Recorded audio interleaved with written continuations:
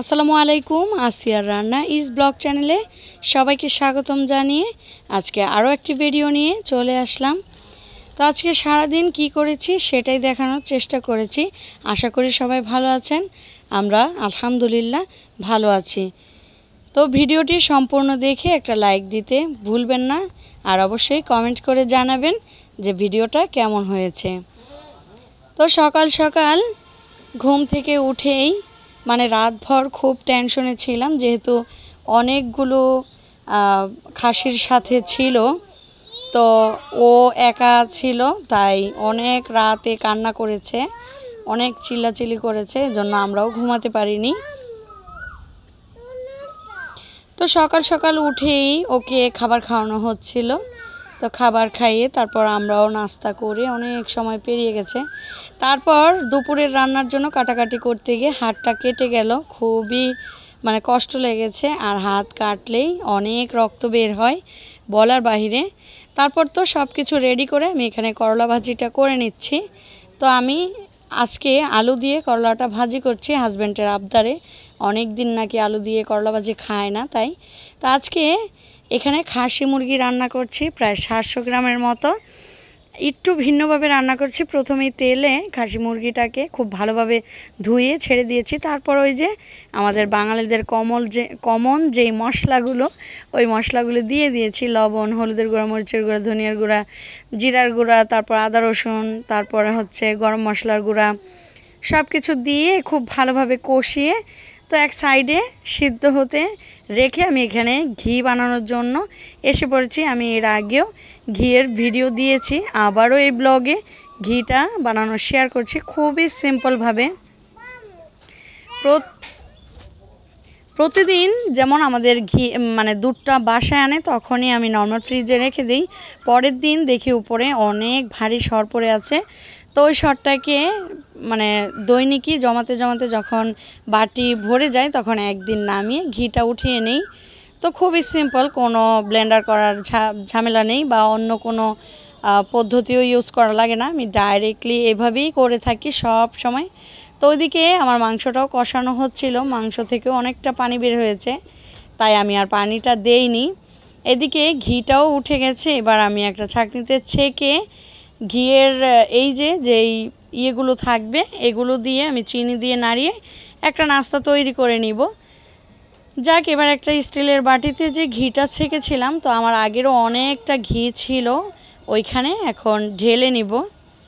ঢেলে নর্মাল ফ্রিজে রাখি, তো এই কারণে ঘিটা জমে থাকে। এমনি নর্মাল তাপমাত্রায় বাহিরে রাখলে সবসময় ঘিটা লিকুইড হয়ে থাকবে। তো এই তো এদিকে আমার মাংসটাও খুব সুন্দরভাবে কষানো হচ্ছে। এবার আমি ঢাকনাটা না দিয়ে আরও কিছুক্ষণ কষিয়ে নেব খুব ভালোভাবে। কষানো হয়ে গেলে এইবার আমি আলু দিয়ে নিব। এবার আলু সহ মাংসটাকেও আমি খুব ভালোভাবে কষিয়ে নিব। কষানোর পর ঝোলের পানিটা দিলেই কিন্তু রান্নাটা হয়ে যাবে, এখানে আর কোনো কাজ নেই। তো তারপর তো আমার ভাই এসেছে, ছোট ভাই। তো মায়ের হাতের কিছু জিনিস এসেছে অল্প কিছুই পাঠিয়েছে, কারণ কয়েকদিন আগে আমার মাও এসে গিয়েছিল, বেশি দিন থাকেনি, মাত্র একদিন ছিল, তাও বৃষ্টির কারণে না হয়তো চলে যেত। তো এখানে কি কি নিয়ে আসছে ওইটাই আমি খুলে দেখছিলাম, কারণ আমি জানি না, হঠাৎ করেই আসছে আমাকে না বলে।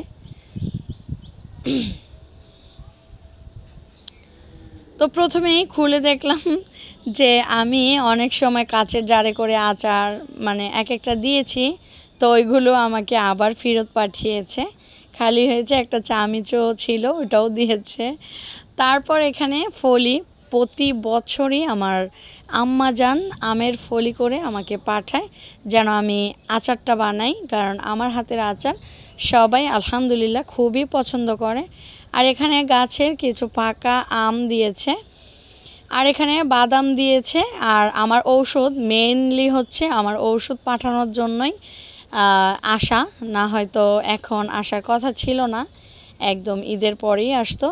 আর এখানে কিছু গুঁড়ো মাছ পাঠিয়েছে, খুবই সুন্দর।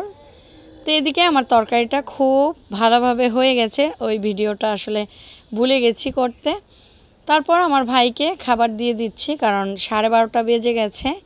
আর আমার ভাই যেহেতু জার্নি করে এসেছে, তাই ওকে আমার খাবারটা বেড়ে দিয়ে দিচ্ছি। তো ও খাবার খাওয়ার পর ওর সাথে আমার মেজো মেয়েটাও খেয়েছে।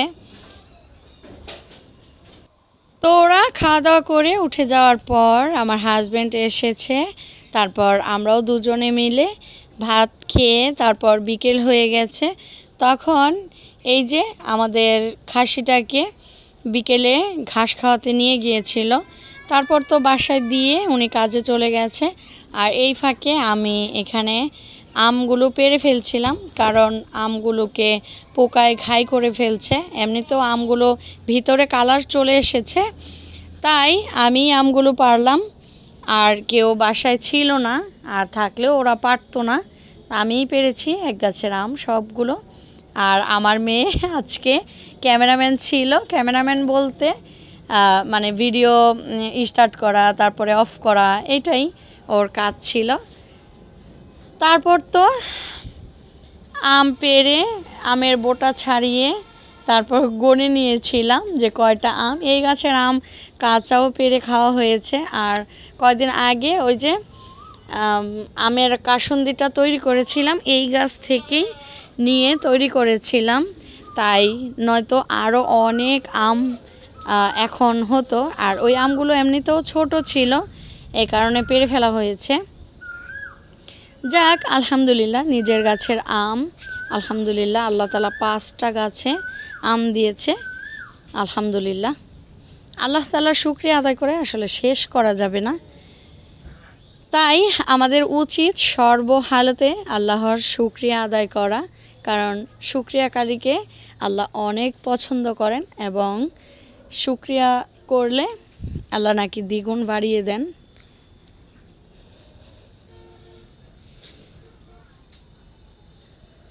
তো এই তো ওই দিকের আমগুলো পাড়া হয়ে গেছে। এইবার আমি একটা কলম কেটেছিলাম লেবু গাছের, ওটা অনেক বড় হয়ে গিয়েছে, বারবার আমাকে বাধা দিচ্ছিল এই দিকের আমগুলো পাড়তে।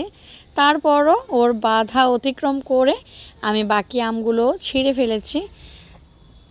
তো এই যে আমাদের সবগুলো আম একটা ঝুড়ি হয়েছে, আলহামদুলিল্লাহ।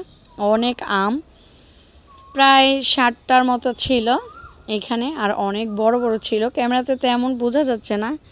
তারপর তো আমি আমের যে বোটা ওগুলো ছাড়িয়ে ভাজ ভাজ করে রেখে একটা তাওয়াল দিয়ে রেখেছি। আমার আজকের এই ব্লগটা যদি একটু ভালো লেগে থাকে, ভিডিওতে একটা লাইক দিয়ে কমেন্ট করতে ভুলবেন না, চ্যানেলটাকে সাবস্ক্রাইব করে পাশেই থাকবেন।